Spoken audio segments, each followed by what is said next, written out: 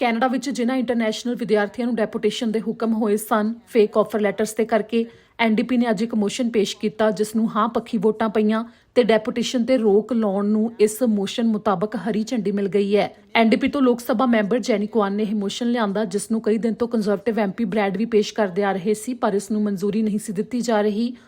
ਪਰ ਕਮੇਟੀ ਦੇ 11 ਮੈਂਬਰਾਂ ਨੇ ਹੀ ਐਮਪੀ ਕੁਆਨ ਦੇ ਮੋਸ਼ਨ ਨੂੰ ਅੱਜ ਹਰੀ ਝੰਡੀ ਦੇ ਦਿੱਤੀ ਜਿਨ੍ਹਾਂ ਦੇ ਮੋਸ਼ਨ ਦੇ ਨਾਲ ਹੀ ਲੋਕ ਸਭਾ ਮੈਂਬਰ ਸੁਖ ਧਾਲੀਵਾਲ ਨੇ ਇੱਕ ਬਦਲਾਅ ਦੀ ਪੇਸ਼ਕਸ਼ ਵੀ ਕੀਤੀ ਕਿ ਕਮੇਟੀ ਇਮੀਗ੍ਰੇਸ਼ਨ ਮੰਤਰੀ ਤੇ ਪਬਲਿਕ ਸੇਫਟੀ ਮੰਤਰੀ ਨੂੰ ਸੱਦਾ ਦਿੰਦੀ ਹੈ ਕਿ ਇੱਕ ਘੰਟੇ ਦੇ ਲਈ ਇਸ ਮੁੱਦੇ ਤੇ ਵਿਸਥਾਰ 'ਚ ਜਾਣਕਾਰੀ ਸਾਂਝੀ ਕੀਤੀ ਜਾਵੇ ਜਿਨ੍ਹਾਂ ਦੋਵਾਂ ਸਮੇਤ ਹੋਰ ਅਧਿਕਾਰੀ ਵੀ ਤੇ ਕੁੱਲ 4 ਘੰਟੇ ਦੇ ਲਈ ਇਸ ਮੁੱਦੇ ਤੇ ਵਿਸਥਾਰ 'ਚ ਜਾਣਕਾਰੀ ਤੇ ਚਰਚਾ ਹੋਵੇ ਤੇ ਇਸ ਅਮੈਂਡਮੈਂਟ ਨੂੰ ਵੀ ਹਰੀ ਝੰਡੀ ਕਮੇਟੀ ਨੇ ਦੇ ਦਿੱਤੀ ਜਿਸ ਤੋਂ ਬਾਅਦ ਇੱਕ ਅਮੈਂਡਮੈਂਟ ਦੀ ਮੰਗ ਲੋਕ ਸਭਾ ਮੈਂਬਰ ਬ੍ਰੈਡ ਰੈਡਕੋਪ ਨੇ ਵੀ ਪੇਸ਼ ਕੀਤੀ ਜਿਸ ਦੇ ਵਿੱਚ ਉਹਨਾਂ ਨੇ ਪ੍ਰਭਾਵਿਤ ਇੰਟਰਨੈਸ਼ਨਲ ਵਿਦਿਆਰਥੀਆਂ ਦੇ ਲਈ ਪੱਕੇ ਹੋਣ ਦਾ ਰਾਹ ਮੰਗਿਆ ਕਿ ਉਹਨਾਂ ਨੂੰ ਅੱਗੇ ਪੀਆਰ ਦੇ ਲਈ ਦਿੱਕਤ ਨਾ ਆਵੇ ਕਿ ਉਹਨਾਂ ਨੂੰ ਹੋਰਾਂ ਵਾਂਗ ਮੁੜ ਤੋਂ ਅਪਲਾਈ ਕਰਨ ਦਾ ਮੌਕਾ ਮਿਲੇ। ਪਾਰਲੀਮੈਂਟ ਦੇ ਵਿੱਚ ਕੱਲ ਤੋਂ ਹੀ ਇਹ ਮੁੱਦਾ ਕਾਫੀ ਭਖਿਆ ਹੋਇਆ ਜਿਸ ਤੋਂ ਬਾਅਦ ਅੱਜ ਇਸ ਮੋਸ਼ਨ ਨੂੰ ਉਹਨਾਂ ਲੋਕ ਸਭਾ ਮੈਂਬਰਾਂ ਨੇ ਵੀ ਹਾਂ ਪੱਖੀ ਵੋਟਾਂ ਦੇ ਦਿੱਤੀਆਂ ਜੋ ਕਈ ਦਿਨ ਤੋਂ ਇਸ ਦੇ ਖਿਲਾਫ ਵੋਟਾਂ ਪਾਉਂਦੇ ਆ ਰਹੇ ਸੀ। ਇੰਟਰਨੈਸ਼ਨਲ ਵਿਦਿਆਰਥੀ ਤੇ ਉਹਨਾਂ ਦੇ ਸਮਰਥਨ ਵਿੱਚ ਜਿੰਨੇ ਵੀ ਪ੍ਰਦਰਸ਼ਨ ਕਰ ਰਹੇ ਨੇ ਤੇ ਰੈਲੀਆਂ ਦਾ ਹਿੱਸਾ ਬਣੇ ਉਹਨਾਂ ਵਿੱਚ ਖੁਸ਼ੀ ਦੀ ਲਹਿਰ ਹੈ। ਕੱਲ ਵੀ ਪ੍ਰਦਰਸ਼ਨ ਤਾਂ ਹੋਣ ਵਾਲਾ ਹੈ ਕਿਉਂਕਿ ਅਜੇ ਮੋਸ਼ਨ ਪਾਸ ਹੋਇਆ ਪਰ ਇਸ ਐਲਾਨ ਦੇ ਉੱਤੇ ਪੱਕੀ ਮੋਹਰ ਲੱਗਣ ਦੇ ਲਈ ਕਈ ਪੜਾਅ ਤੇ ਮਨਜ਼ੂਰੀਆਂ ਜੇ ਬਾਕੀ ਨੇ ਪਰ ਇਸ ਮੋਸ਼ਨ ਦੇ ਪਾਸ ਹੋਣ ਦੇ ਨਾਲ ਹੀ ਇੱਕ ਚੰਗੀ ਉਮੀਦ ਜ਼ਰੂਰ ਬੱਝੀ ਹੈ। Following news reports that international students admitted into Canada with valid study permits were issued fraudulent college acceptance letters by immigration consultants and are now facing deportation, the committee issued a news release to condemn the actions of these fraudulent ghost consultants and call on the Canadian Border Services Agency to immediately stay pending deportations of affected international students, waive inadmissibility on the basis of misrepresentation, and provide an alternate pathway to permanent status for those impacted, such as the humanitarian compassionate application process or a broad regularization program. Madam Chair, I'd like to first move this motion. I think that it would be important that this motion be adopted by the committee. As mentioned previously, this is an issue that I had written to the minister about long before this matter became a topic for this committee, calling for the minister to take action and raising the concerns of how these students have been victims of this fraudulent scheme. And the measures that we need the government to do is to stay the deportation, to waive inadmissibility based on misrepresentation by the fraudulent ghost consultants in submitting doctored up admissions letters unbeknownst to the students, and then finally to give the students a permanent pathway. As we know, when the students are faced with a issue of inadmissibility, that stays on the record for 5 years, and that applies for all immigration pathways.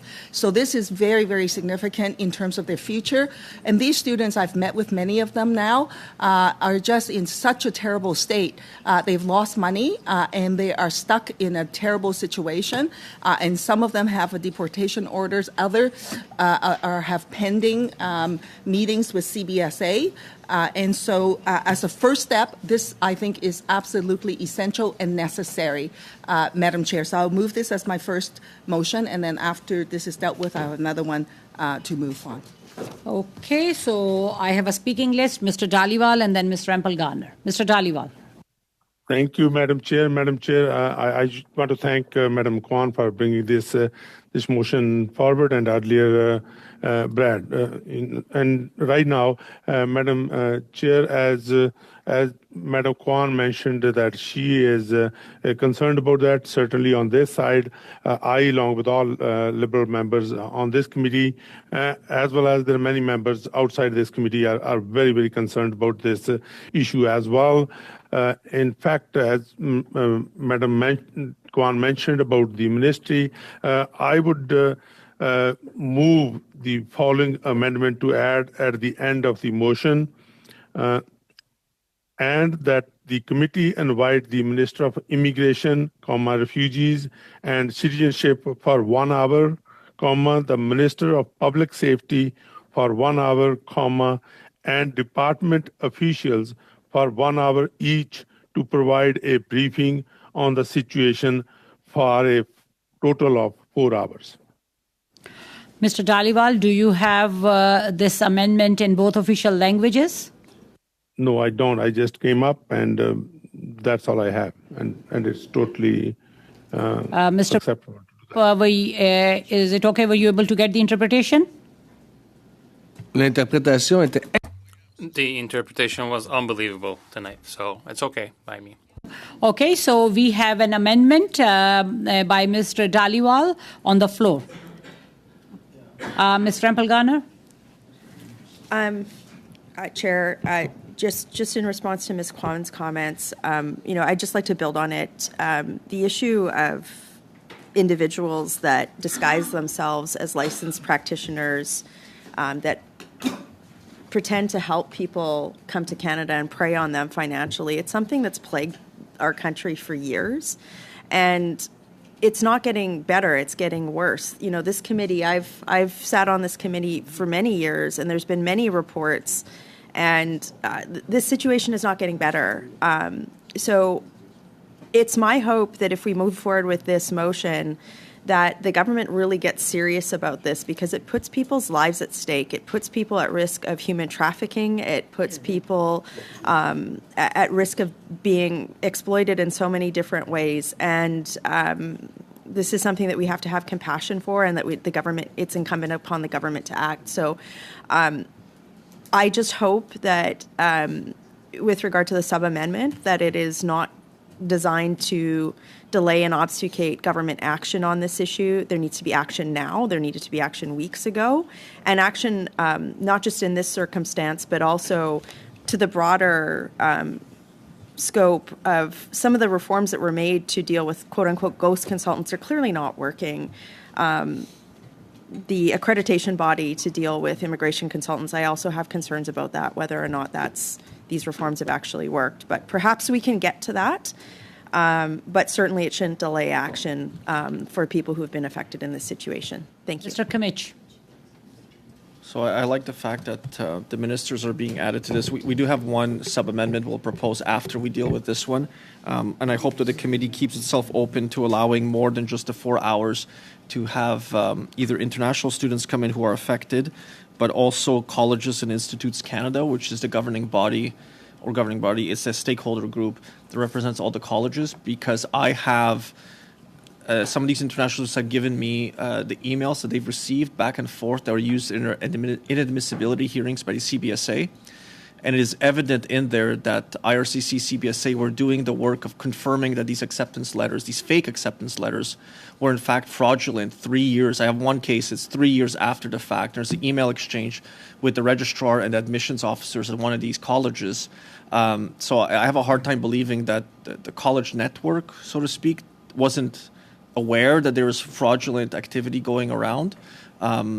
And so we should keep it open to being the future. But on this sub-amendment, I'm on side with what Mr. Dhaliwal said.